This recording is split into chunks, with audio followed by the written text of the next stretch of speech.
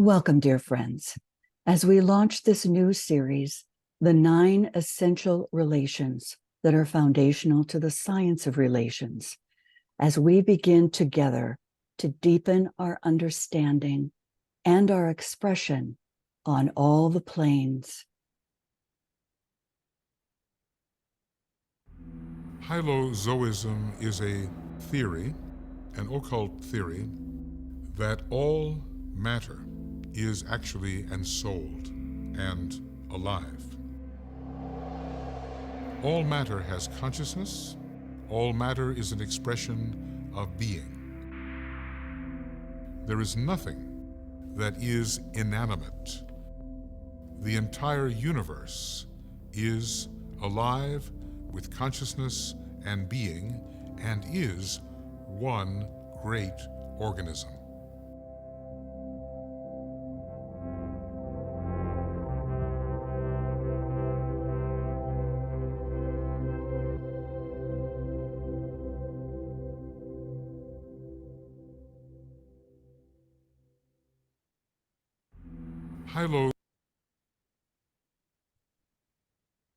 Gratitude to Monadic Media to help us have access to the beautiful definitions that Michael Robbins expressed that are the underpinning of this particular immersion process that we're involved in, to understand and apply the concept of as above, so below in this, the science of relations, which leads us into what will become the new astrology. In this session, we're recording a brief introduction as an overview to give us the relations in this big picture. And then we'll proceed with the first relation.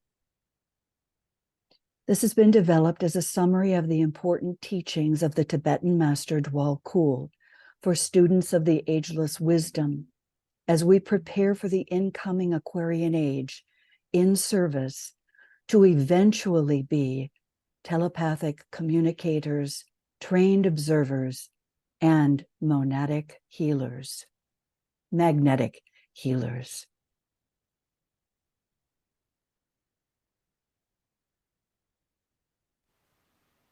Correct relation between forms will result in the harmonizing and right adjustment of physical plane life.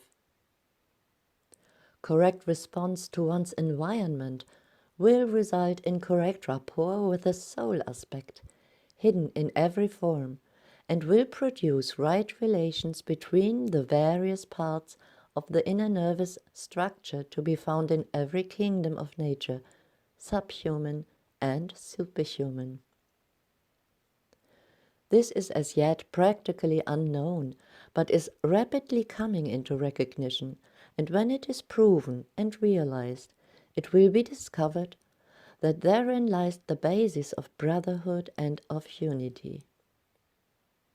As the liver, the heart, the lungs, the stomach, and other organs in the body are separate in existence and in function, and yet are unified and brought into relation through the medium of the nervous system throughout the body, so will it be found that in the world such organisms as the kingdoms in nature have their separate life and functions, yet are correlated and coordinated by a vast, intricate sensory system, which is sometimes called the soul of all things, the anima mundi, the underlying consciousness.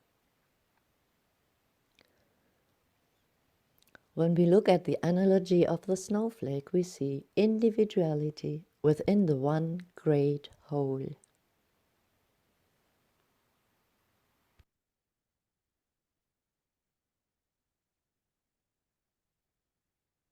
As we proceed in studying this science of relations, it is in fact given by Master D.K. in A Treatise on the 7 Rays.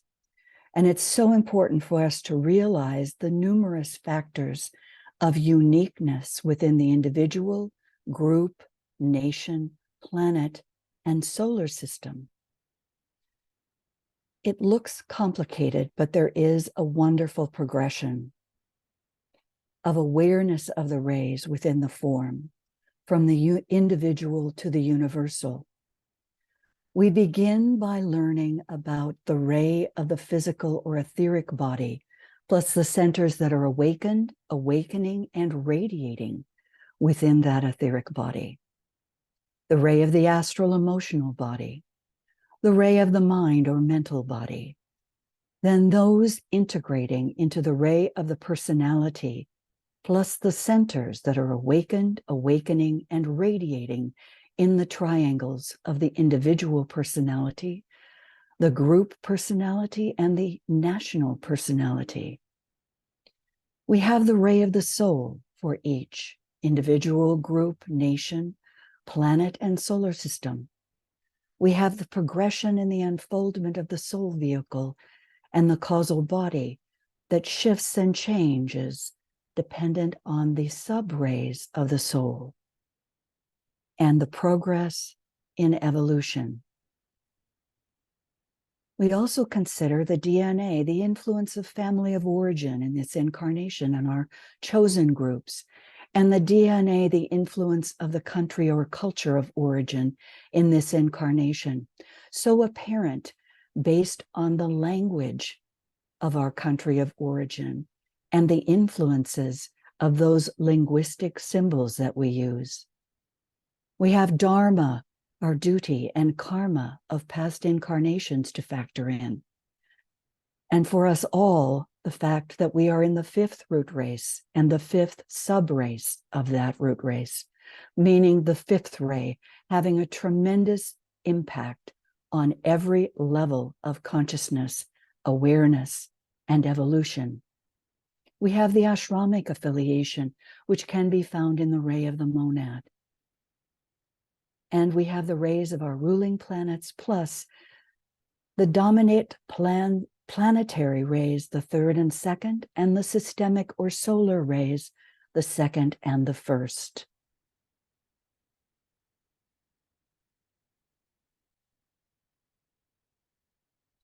Dwayne Carpenter is experimenting with animation of color and rotation and movement to depict the interplay of the rays as these stream and flow within the form. Just to give you an example how one might begin to do this, with an individual that has a seventh ray etheric body or brain, a sixth ray astral, fifth ray mental, second ray soul ray, and sixth ray family of origin linked to a fourth ray heritage of culture and linguistic origin. The first ray monad, which doesn't begin to come into play until much later, but definitely the influence of the country if a sixth ray personality, as is the United States. And then, as I said, the next level, this fifth ray root race and fifth ray sub-race, and our planetary rays, the third and the second. You can find much more information and contact Dwayne through lightweaver.com. Another example of the coloration demonstrate that all the rays are imperfect as they stream into our being on any level, because our solar system is not yet perfected or sacred, and our planetary being is not yet perfected or sacred. From A Treatise on the Seven Rays, Volume 4, Esoteric Healing, Master DK goes into great detail about this. In this particular section, he says, given the initial premise that deity itself is working towards a perfection past our comprehension, it may be inferred that there may exist for the gods themselves and for God, as the life of the solar system, certain limitations and certain areas and states of consciousness which still await mastering. These limitations and relative imperfections may cause definite effects in their bodies of manifestation, the various planets as expressions of lives, and the solar system as the expression of a life. He goes on in greater detail, but suffice it to say, when we look at the rays, in the way we can perceive them and have our awareness, even at the highest level to which we may aspire, we are still viewing these from the lens of an imperfect vision and imperfect awareness and imperfect integration. We aspire to perfect.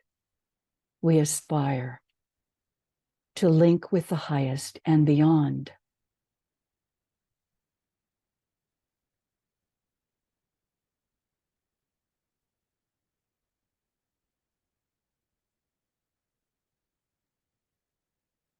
Is the great informing lives of the planets within our solar system are imperfect, the effect of this imperfection must inevitably affect their planetary creations, their bodies of manifestation, and thus introduce a karmic condition over which the individual human being has absolutely no control, but within which he moves and which he shares.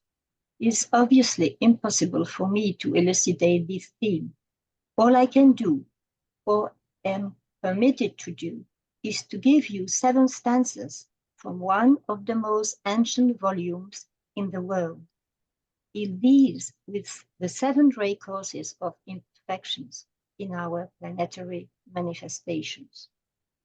To these should be added, if it were only possible, the stanzas which convey the significance of the defect emerging from astrological conditions and producing effects of a planetary nature, and involving, therefore, the horoscope of a particular planetary logos. But these are far too abstruse, elaborate, and far-reaching in their theme, and can be studied and considered only when humanity has reached such a stage of intuitive development that man can appreciate causes and effects as whole processes and can see both the beginning and the end in one flash of time and space. In these words, the Master Serapis once summed up the matter when endeavoring to train a group of initiated disciples in this mode of approaching vast subjects. From A Treatise on the Seventh Ray, Volume 4, Esoteric Healing, page 293.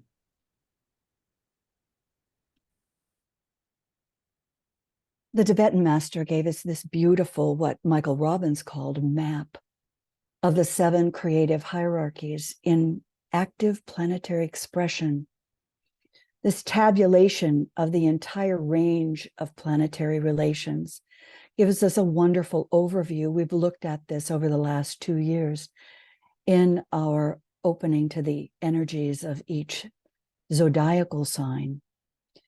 These 7 states of being, which are named, and the rays to which they are affiliated or associated, or through which they come into planetary expression, are related to the zodiacal signs and a particular energy. He relates these in the comments section to each plane of our planetary expression. And one might relate these to the initiations, that this would be planetary initiation, not individual initiation.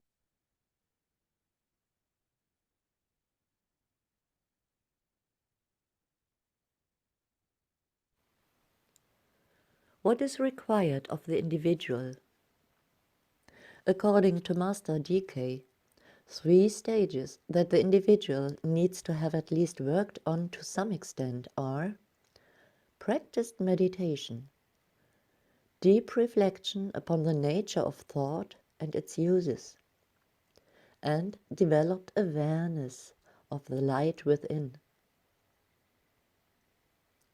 When these 3 stages are established as related activities, habits, and automatic reactions, and when the intention is fixed and the ability to focus has become an almost instinctual reaction, then sound and effective work can be done. To this work must be added persistence and patience.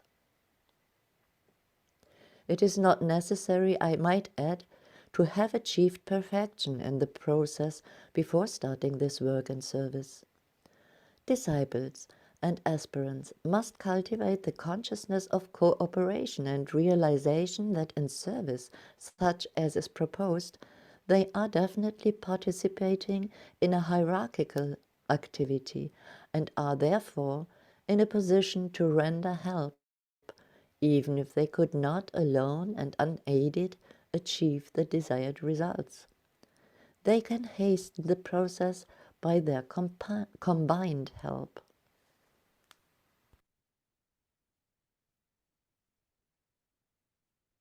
So, what connects and relates the parts, the sparks of life within the whole?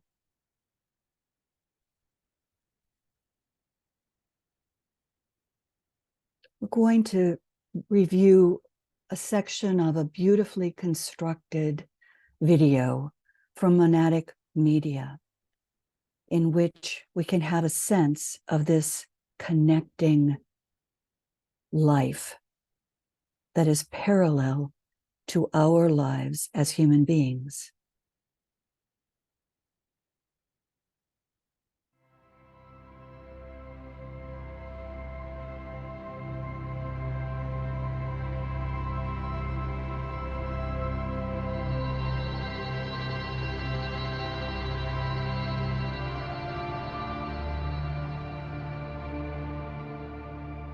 Devas are energy in many respects.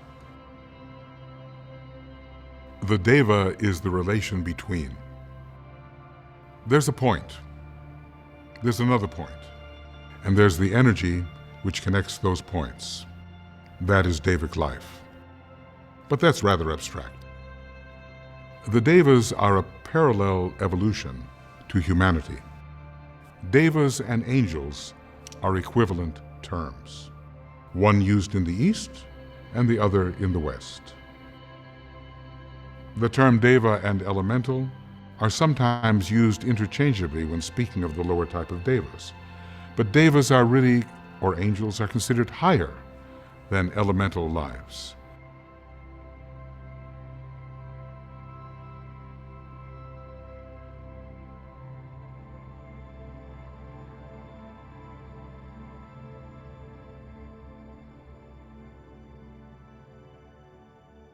The body of a deva is less concrete than the body of a human being. The human being has vehicles which are quite encapsulated and have quite a stable form.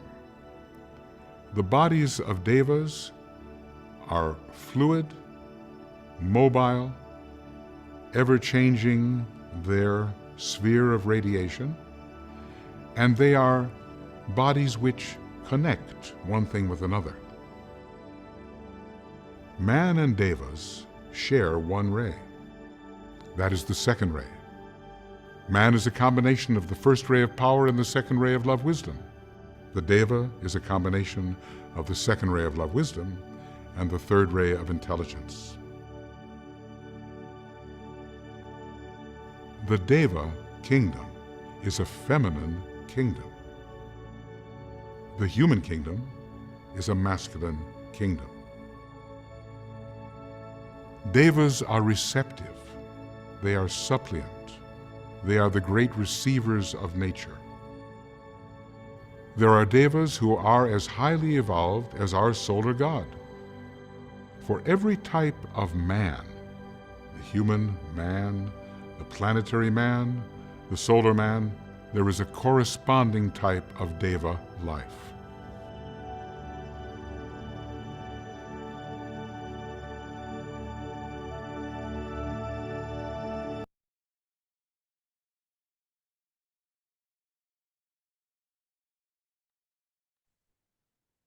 Assume the attitude of the observer. Envision your etheric body, your aura, which includes your health aura. Envision your astro-emotional aura. And finally, your mental aura, encapsulating your express etheric radiance and your place upon the path of evolution, your personality instrument. See the outline of this sphere, these auras in a unity. Now imagine the interconnections, the elemental and devic streams flowing, relating, connecting these auras as a single unified field, and sound the words of Roberto Assacioli. I have a body, I'm not my body. I have emotions, I am not my emotions. I have a mind, I am not my mind. Now, lift the attention within this united sphere to the highest point, the deepest point of life within your being, the soul, and say,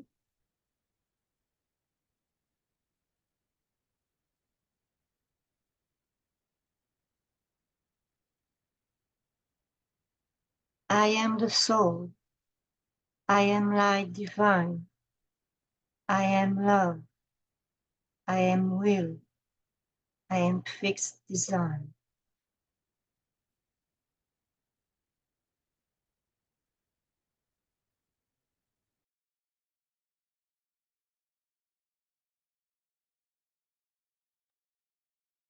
Sound an Om from the soul to affirm this unity.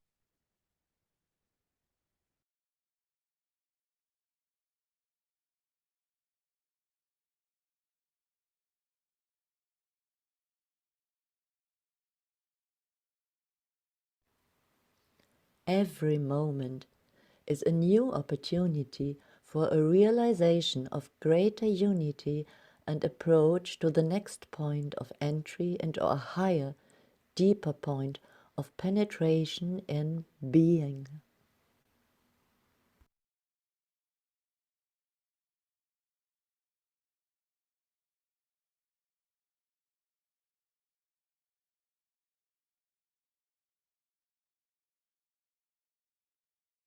Let us move forward together in this series over the coming months, considering the 9 relations and correlate these to our service in dispelling glamour and dispelling illusion,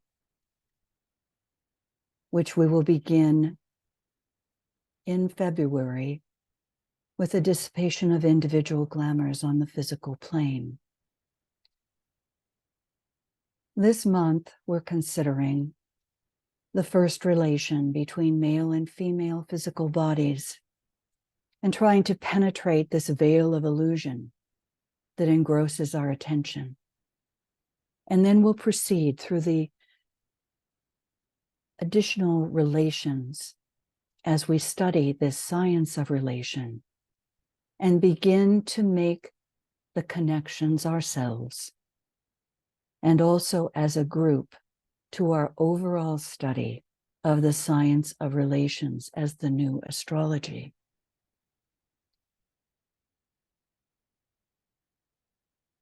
So let us begin with the first relation.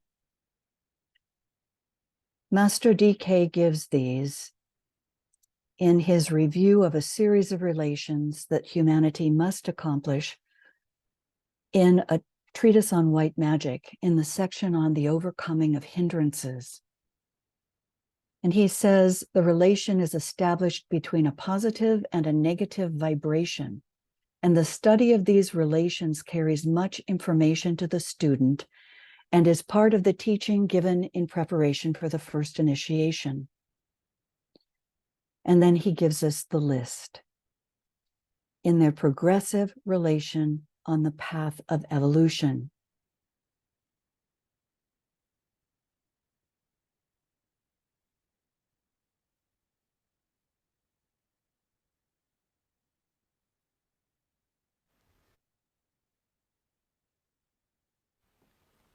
First, the relation between male and female physical bodies, called by man the sex relation, and referred to by Master DK as natural affinity in his teachings, and deemed of such paramount importance at this time. In the veil of illusion, the symbol oft engrosses attention, and that which it represents is forgotten. In the solving of this relationship will come racial initiation, and it is with this that the race is now engrossed.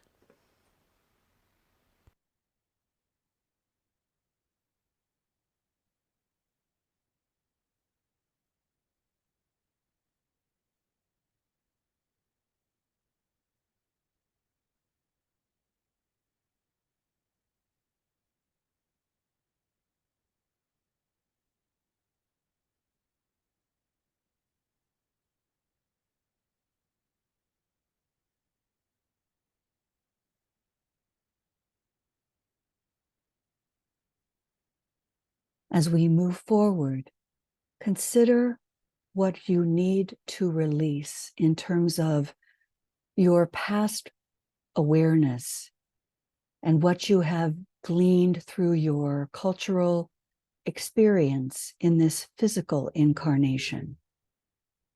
And now approach what we're about to study and consider from an entirely new perspective.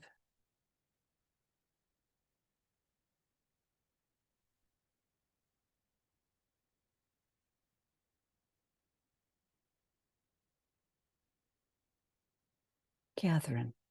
Yes. Our perception of ourselves and the greater spheres of influence is part of the great illusion, the great phantasmagoria of existence, and as an integral part of the life of the three worlds.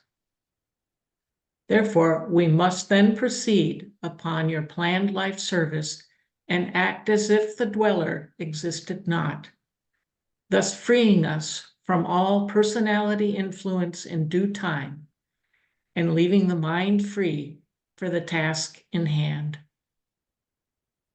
The dweller is the sum total of all personality holds and defects, all potencies, emotional, mental, and physical, which limit the expression as a soul.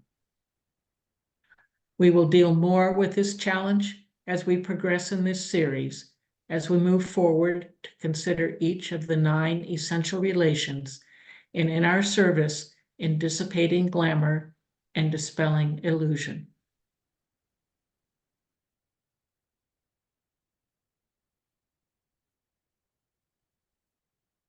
So what is this racial initiation?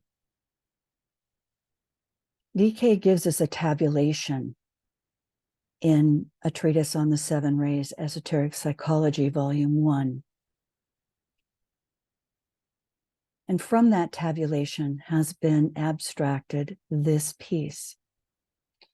But he counsels us to remember that this tabulation refers to the major ray cycles. And remember further that in every root race, you have a continuous mingling and intermingling of the rays with what might be called the constant or dominating ray. So think of that in terms of your own experience and what you are aware of in terms of the ray cycles. We need to consider the dominating ray of our planetary existence and the dominating rays of our root race. These appear and reappear with greater frequency and potency than do the other rays. There's therefore a close correspondence between certain rays and certain races with their subraces, and these are colored by these predominant ray influences. It's interesting also to interpret these ray influences in terms of their quality, leading to their objective as follows. For us, the 3rd ray of active intelligence leads from the latent mental awareness of Lemurian man in the 3rd race And therein we find this unique connection to what we are going to consider in the first relation, the physical relation, to the intellectual achievement of the Aryan race, the fifth race. The third ray of active intelligence finds full expression in the fifth root race. And at the conclusion of the fifth root race, which is the seventh sub-race, perfected intellect. That is to come. Philip Lindsay gives us in Unveiling Genesis a tabulation that helps us understand the relation in time and space. For this third sub-race of this fifth root race of active intelligence began 720,000 years ago. And the current fifth root race, fifth sub-race, 100,000 years ago.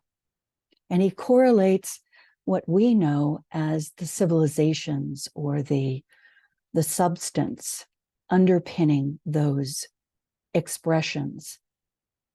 So for the third sub-race of the fifth, it's the Chinese, Chaldean, and Arab Semitic expression.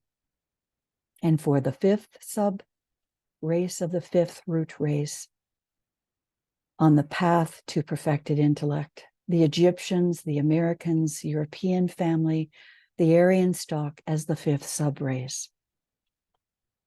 Students of the ageless wisdom will want to begin to consider for the sixth sub-race is beginning to emerge in this, the Aquarian cycle that we are entering.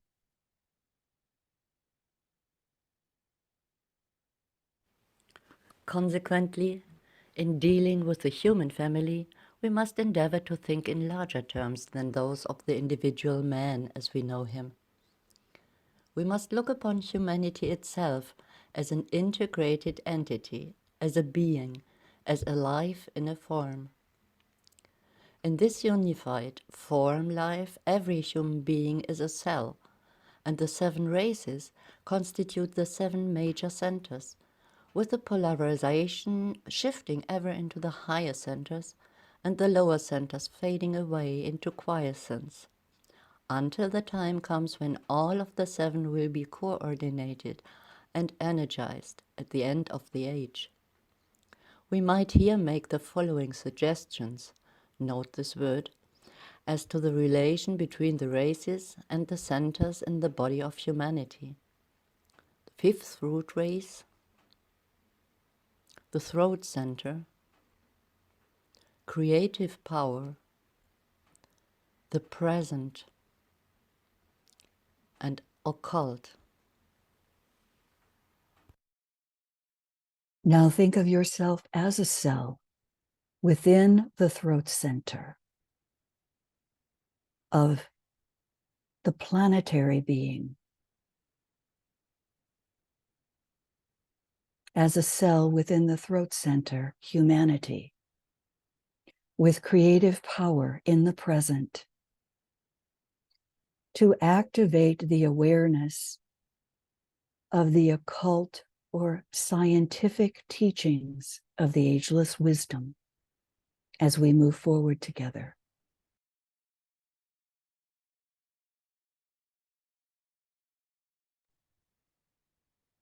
We've seen many maps colorized and developed to help us understand the constitution of man as that map was given to us by Master DK.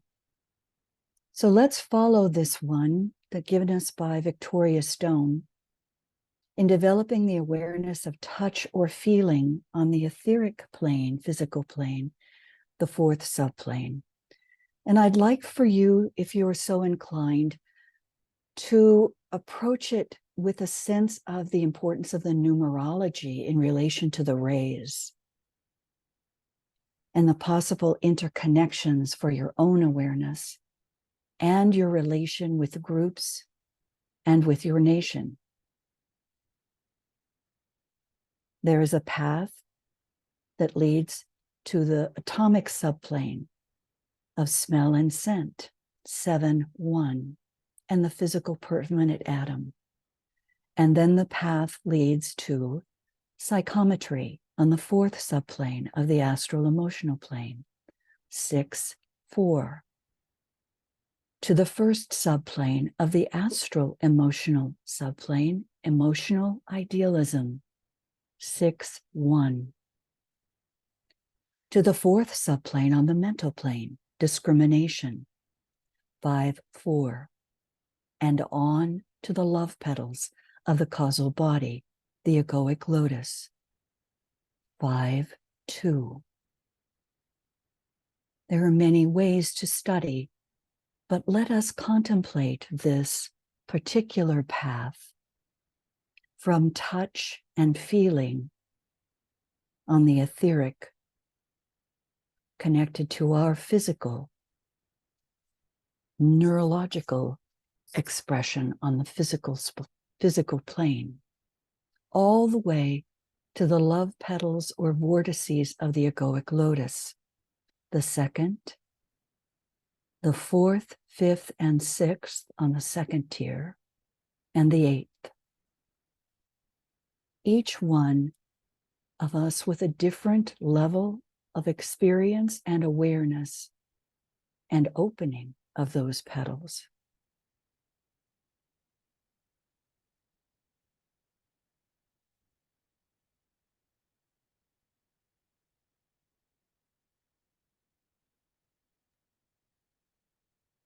Visualizing the one soul, uniting the soul of all our group members, those working with us subjectively, and those joining us from the other side of the veil.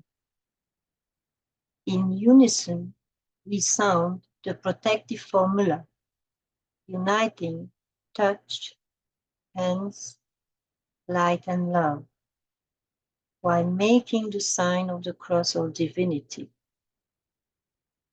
As the soul, we work in light, and darkness cannot touch us. We take our stand within the light, we work, and from that point, we never move. Let's pause briefly to affirm the purity of our motive as we aspire to greater understanding of Master's decades teachings and our intention to expand our conscious service under the law of love for the good, the true, the beautiful, with the guidance of the soul and protection of the higher lives focused in the heart of our group.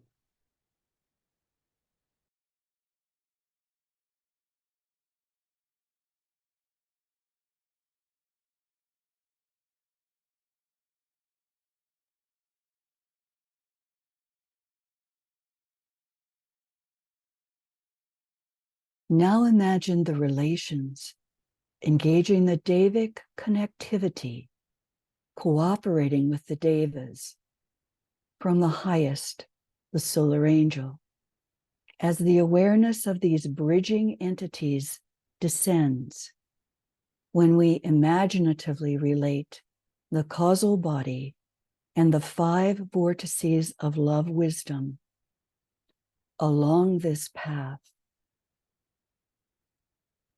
into and through the astral permanent atom, radiating emotional idealism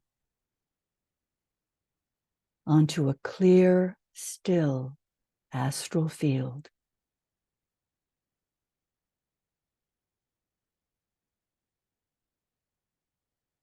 And into and through the physical permanent atom,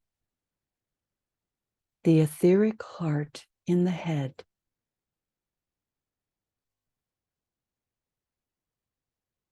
and into the hands, the organ of touch, radiating out through the centers in the palms.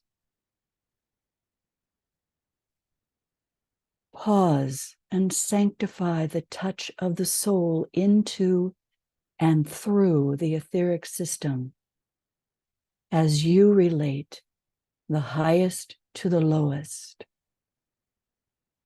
And as we as a group relate the highest to the lowest, as we sound and prepare this recording to be shared with others, and this sense of awareness of touch sanctified in our work, in our service.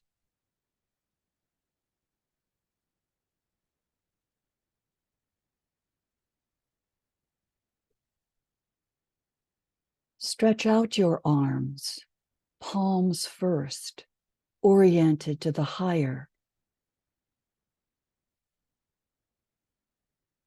And then slowly and deliberately turning to radiate love wisdom to all humanity as your hands are turned out to the world.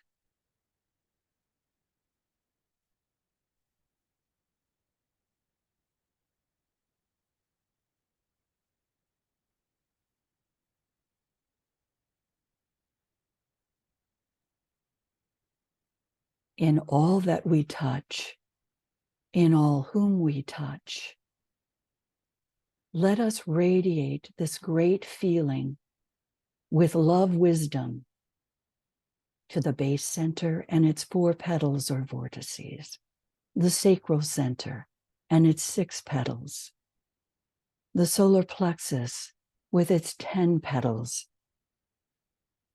the unity of these moving to the higher point of the sacral center, this great point, the clearinghouse of any lower energy, to the spleen, the splenic center,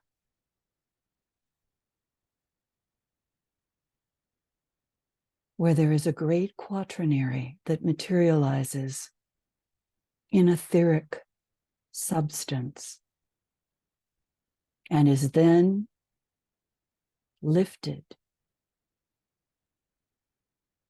to the heart in the head and to the heart center to be radiated.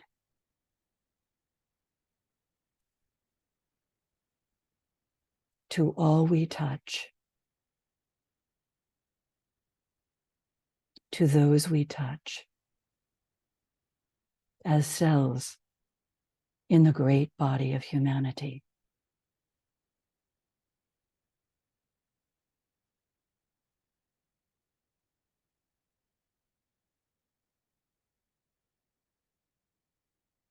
Let's pause to consider. In a human being, the entity manifesting is the thinker, a Dhyan Chohan. The body of manifestation is the physical body. The receptive center is the spleen. The surface radiation or emanation is the health aura. The movement produced is atomic rotation. The distributive effect is human etheric radiation felt by the environment.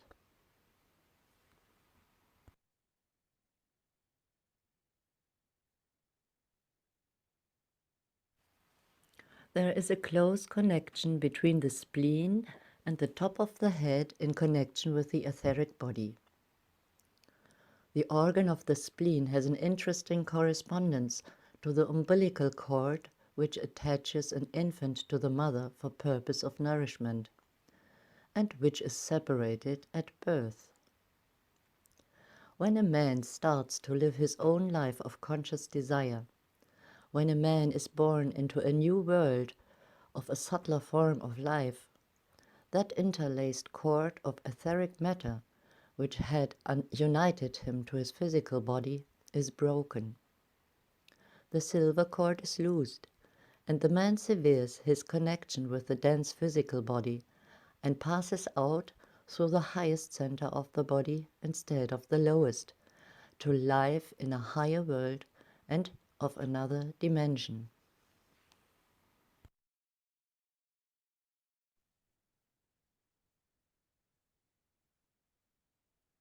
let's look at the second path that we use as communicators, as observers, as healers. The path from the third subplane of sight and the throat center up to and through the astral plane to the mental unit and to the knowledge petals or vortices of the egoic lotus. The first, second, and third petals or vortices of the first tier, and then the fourth and the seventh. Consider the rays, consider the science of numerology as this part of the science of relations and the new astrology.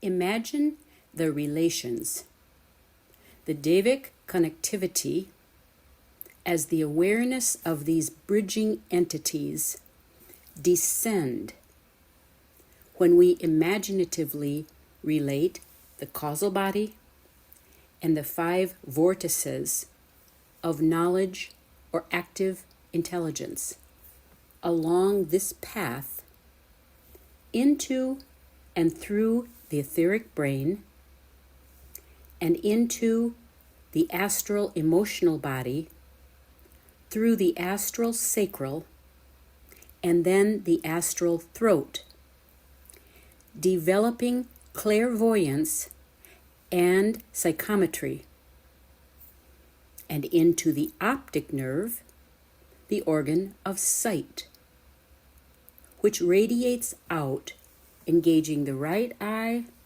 and left eye. Pause and sanctify the sight of the soul into and through the etheric system as you relate the highest to the lowest.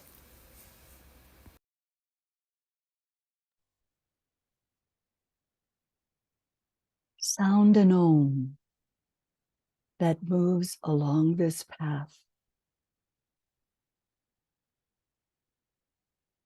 Sounding active intelligence into the astral field, connecting the sacral and throat centers on the astral plane in a still, pure, reflected pool, and into the etheric nerve system, the organ of sight, sanctifying, and sound another Om.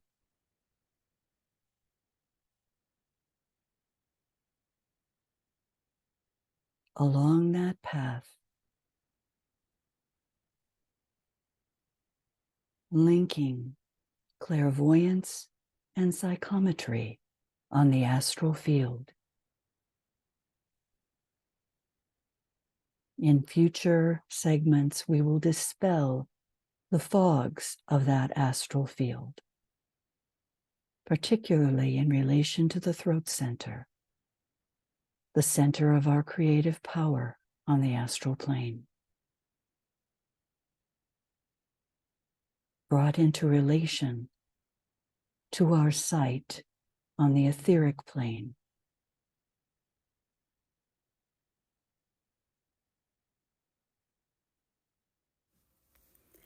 As the observer, through your eyes, see the screen of the mind, brain, just in front of your forehead, and visualize the knowledge of the soul radiating to the environment and world with each created idea, every thought, linking sight with active intelligence to the throat center. The center and its 16 petals, or vortices, and creative power developing in this fifth root race, fifth subrace, producing perfected intelligence in the coming civilizations. Vibration, light, sound, thought. Energy follows thought.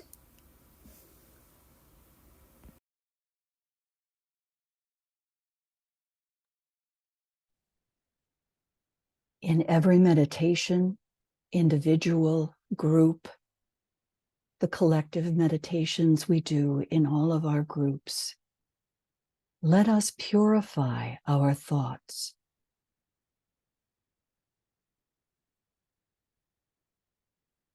So that when we express and sound on the physical plane, we are bringing the highest perfected intelligence that we can achieve into and through our service. Sound an Om in group unity so that we may move forward together in the consideration of these teachings with the highest, purest thoughts coming from the soul.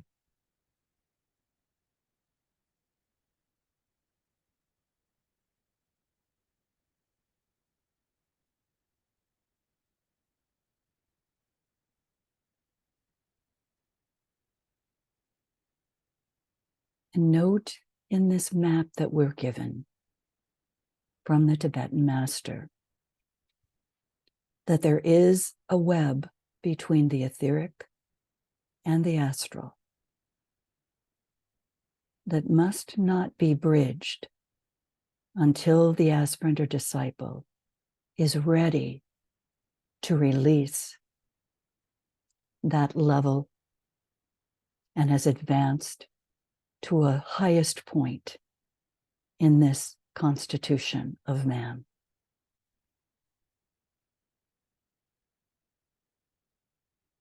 So let's listen to a brief explanation of how electricity factors into this connectivity that we establish human to devic relationship.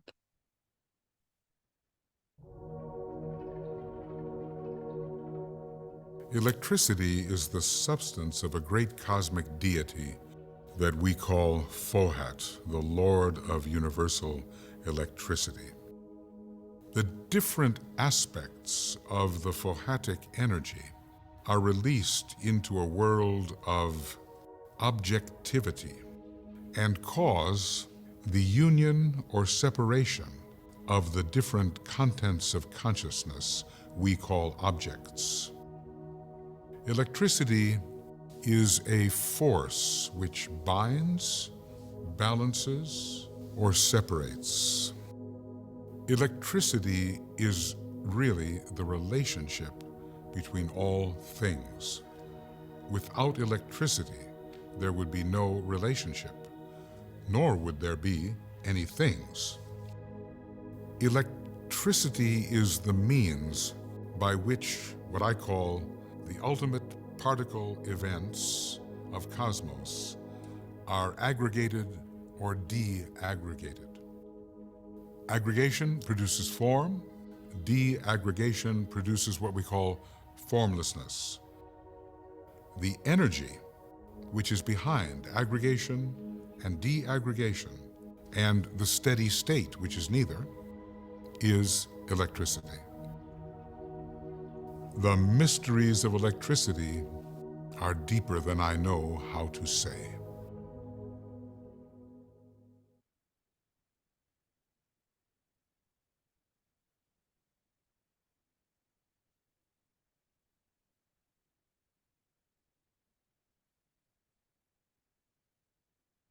So consider yourself as the connector of that great force. And now let's consider it in relation to the greater unities.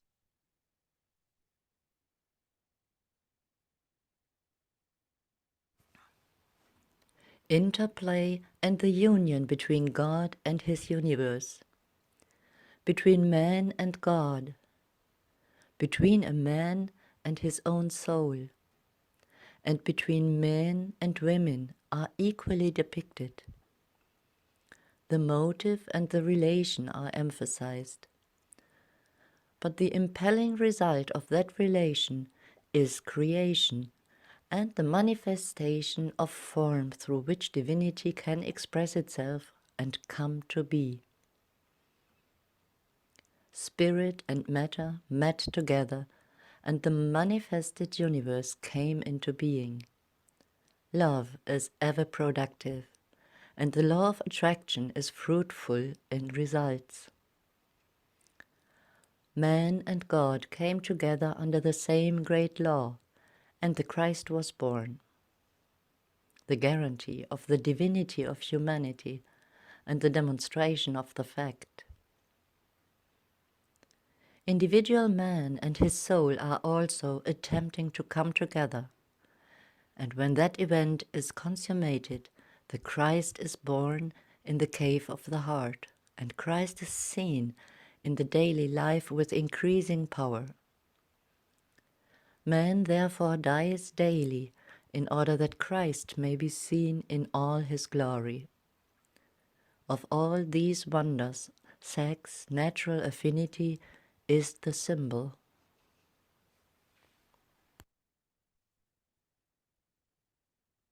In your review of this particular teaching, bring it into context with your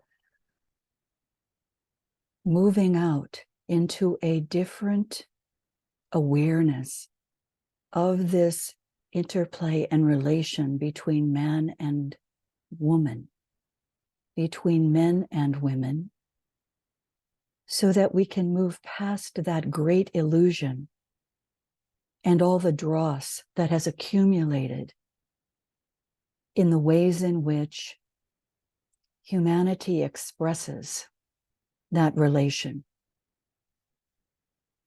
Consider your own relation to the positive and negative within your own being, and how that then affects on the physical plane your expression in relation to men and women as a whole, and men and women in particular. Consider this then in relation to the greater process of relation within to the Master in the cave of the heart and the Christ, and how that can be expressed with increasing power in your daily life, and how you bring that to the group for expression in any encounter on the physical plane with the group. Allow yourself to imagine what you learn when you go into the higher school at night, as we die daily in our sleep. And re-envision with a new awareness the wonder of natural affinity as a symbol.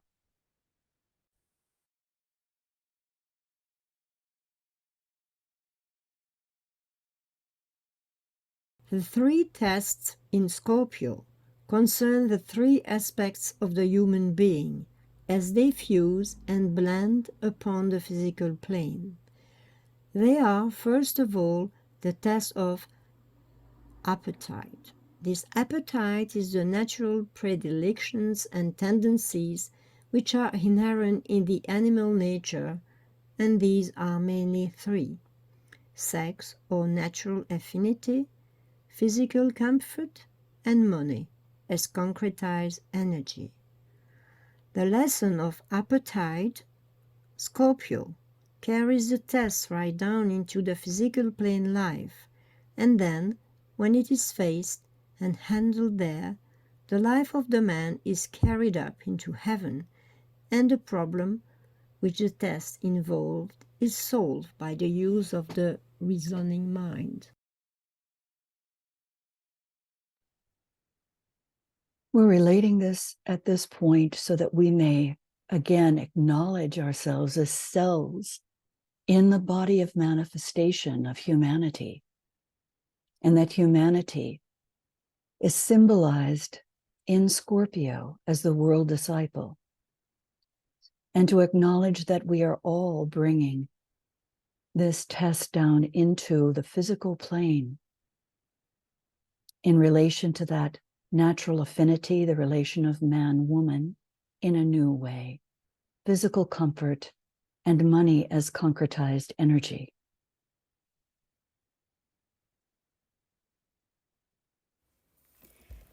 Consider your relation to the elementals that must be controlled, and the devas with which we must cooperate to handle the tests of appetite on the physical plane, the horizontal axis. The relation of the pairs of opposites. These can be selfishly utilized or divinely blended. The positive and receptive qualities blended for higher service. The masculine and feminine qualities balanced and coordinated in service. Life conditions can be selfishly appropriated or gathered together in group formation, in community with soul consciousness and pure intention. Selfishly cornered, if I may use such a phrase, or blended and shared, inspired by a loving heart, offered as service to the ones we seek to heal and serve and aid. How are these relations being utilized in creative expression?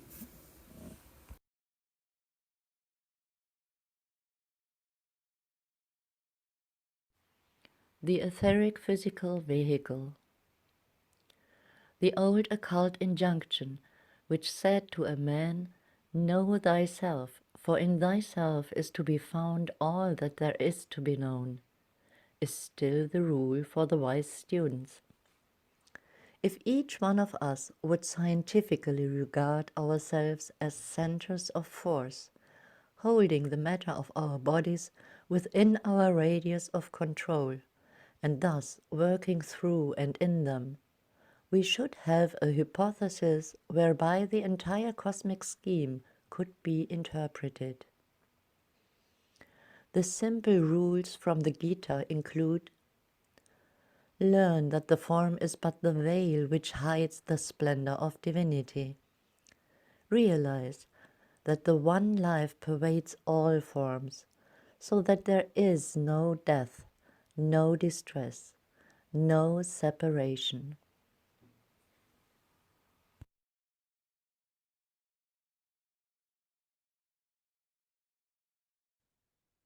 Let us consider now the sun and the relationship to the higher devas and humanity, which flows to us as prana. Prana, the vital and magnetic fluid which radiates from the sun and which is transmitted to man's etheric body through the agency of certain deva entities of a very high order and of a golden hue. It is passed through their devic bodies and emitted as powerful radiations, which are applied direct through certain plexi in the uppermost part of the etheric body, the head and shoulders, and pass down to the etheric correspondence of the physical organ, the spleen, and from thence forcibly transmitted into the spleen itself.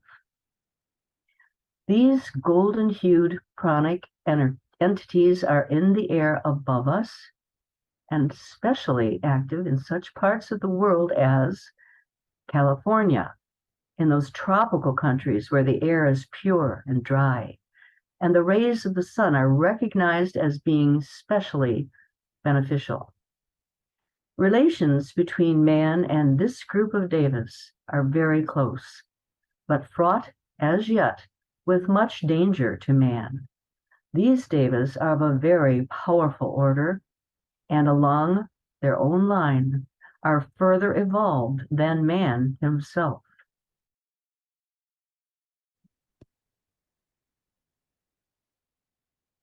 Unprotected man lies at their mercy, and in this lack of protection and man's failure to understand the laws of magnetic resistance or of solar repulsion comes, for instance, the menace of sunstroke. When the etheric body and its assimilative processes are comprehended scientifically, man will then be immune from dangers due to solar radiation.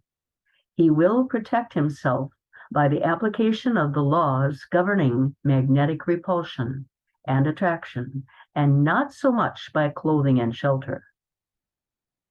It is largely a question of polarization. One hint might here be given.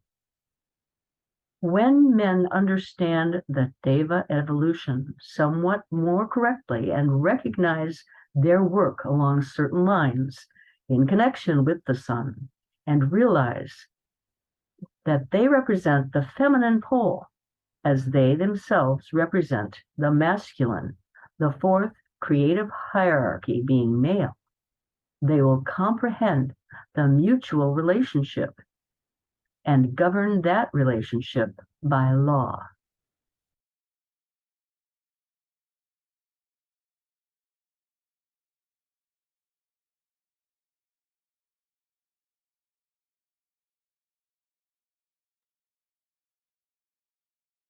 Radiance we are and power.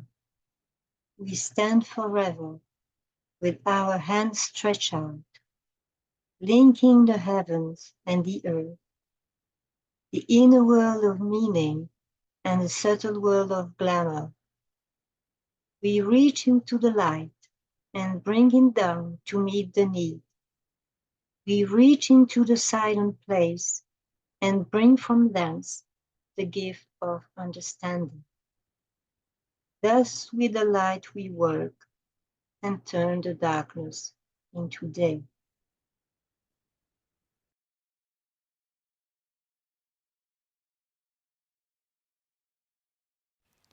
One of the difficulties, for instance, facing the aspiring disciple and the earnest occult student is to record directly in the brain impressions from the spiritual triad and later from the monad via the antakarana. This impression must be a direct descent from mental levels to the brain, avoiding all contact with the astral body. Only in so far as this direct descent is attained will the recorded impression be devoid of error. It will not then be tinctured with any emotional complex whatsoever, for it is the astral level of consciousness which is the great distorter of essential truth. Impressions from the ashram or from the spiritual triad, which are the only type of impressions with which I am here concerned, pass through 3 stages.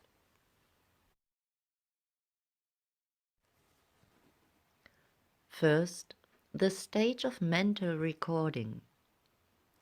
The clarity and the accuracy of this recording will be dependent upon the condition of the channel of reception, the antakarana. In this recording, curiously enough, a certain element of time enters in. It is not the time as you know it upon the physical plane, which is but the registration by the brain of passing events. It is the higher mental correspondence to time. Into this I cannot here enter, as the theme is too abstruse. For time in this connection is related to distance, to descent, to focus, and to the power to record.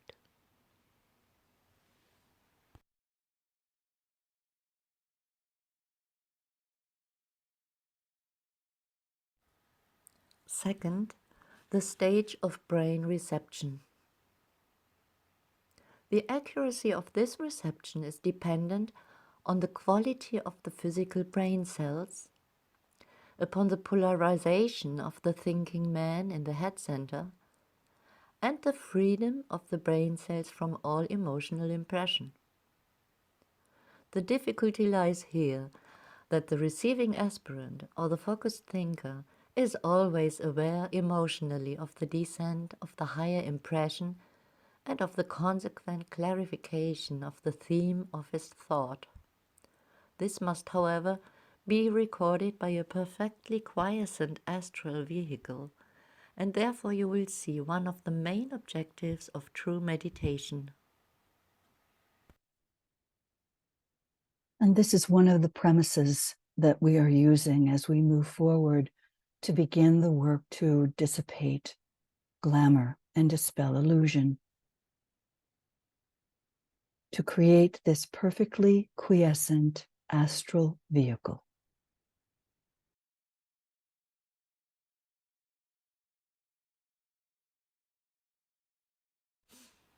Third, the stage of recognized interpretation. This is an exceedingly difficult phase.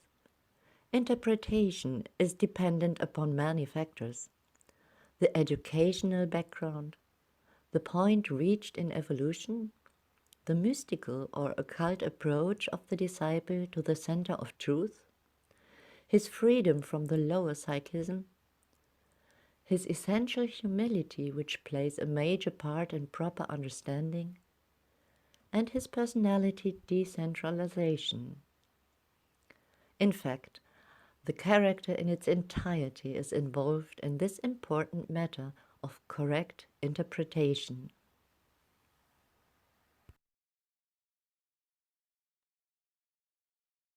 This is the foundation on the suggestion that you look carefully at your unique rayology on many levels, and in relation to which you find, and don't think of it in terms of a particular body that the vehicle is using with that ray, but think of the predominant ray in which you are expressing in that event in time.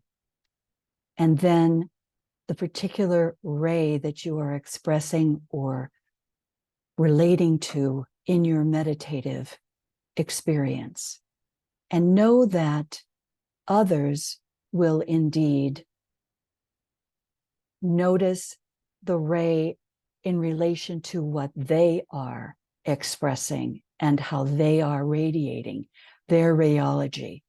And this is one of the most important etheric comprehensions that we can attain as we begin to try to integrate rayology into our study of relations.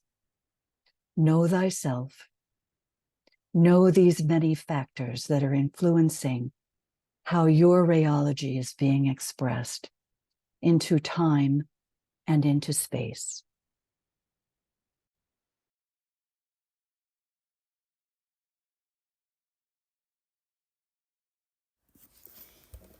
In this aspect of impression, the subject of symbols must necessarily be involved. All impressions must necessarily be translated and interpreted in symbols, in word forms, or in pictorial representations. These the aspirant cannot avoid, and it is in the word forms, which are needless to point out in the nature of symbols, that he is apt to go astray.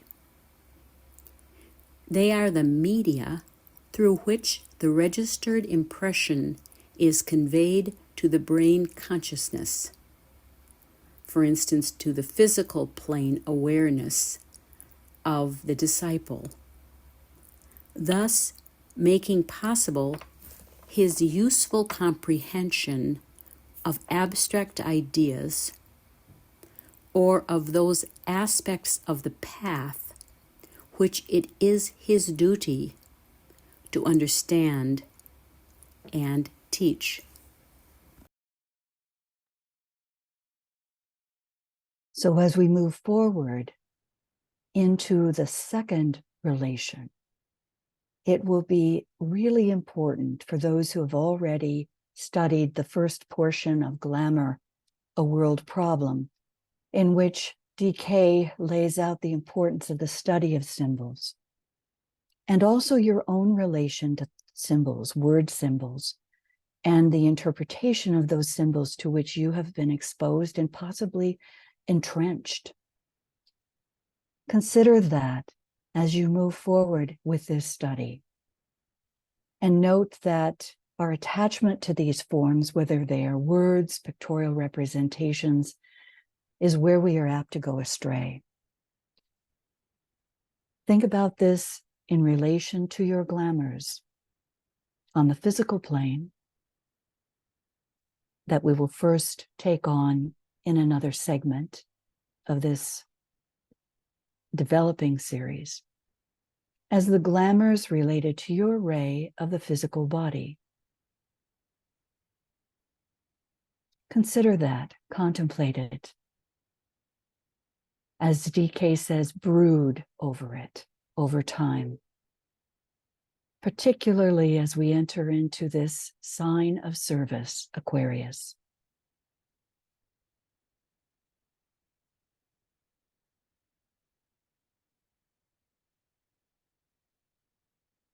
So let us close.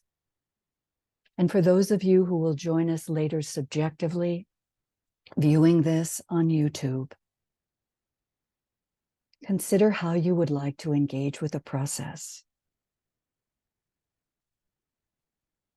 If you're not with us live, cannot enter something into the chat or in our post recording relationship online, send a note, post a note in a comment on YouTube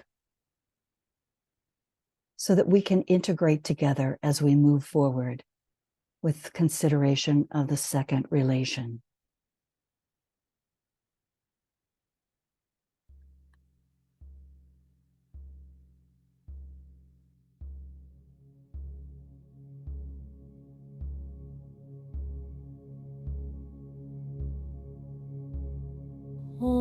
Having pervaded the entire universe with a fragment of myself, I remain.